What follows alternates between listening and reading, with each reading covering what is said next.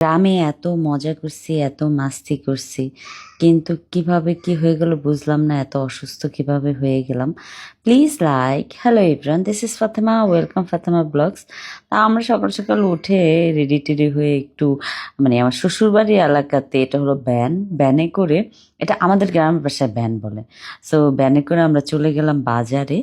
বাজারে যে গেছিলাম হলো শুভ চা খাবে, সেই জন্য তো চা এখানে ফ্রেশ গরুর দুধ রেডি করা, যে চা বানানোর জন্য। তা আমি এটা একটু ঘুরে নাইরা চাইরা দেখতেছিলাম চা বানানোর জন্য দুধটা।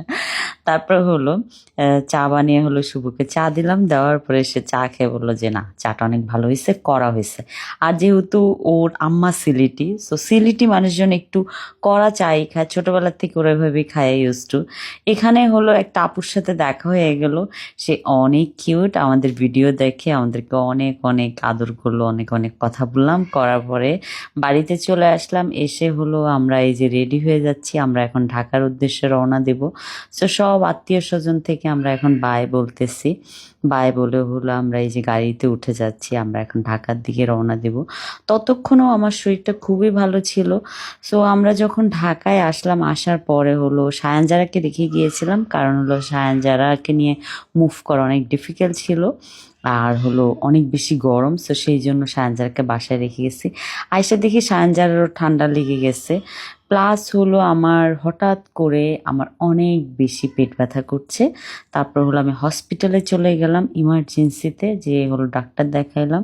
তারপর ওনারা হলো একটা ডক্টরের কাছে নিয়ে গেল, নিয়ে যাওয়ার পরে এখানে হলো আমার প্রেশার, তারপর বিপি, এগুলো সব টেস্ট করছে, করে হলো ডক্টরের রুমে আমাকে নিয়ে গেল।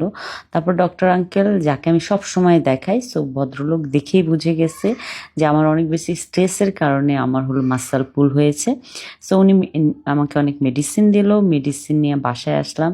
আসার পরে সায়ান হলো তার পাপার বুকের মধ্যে আরাম করে শুয়ে আছে, আমি সায়ানও বলে ডাকছি। ডাকার পরে সে একটু উঠে আবার পাপার কোলে শুয়ে পড়ছে। যাই হোক, এখানে হলো সায়ান আর হলো শুভ যারার সাথে দুষ্টামি করছে, পুকি পুকি খেলছে। যারা তো হাসি, সেই হাসি, তার হাসি দেখে আমার মন ভরে যাচ্ছে। ওই দেখো কি যে হাসতেছে।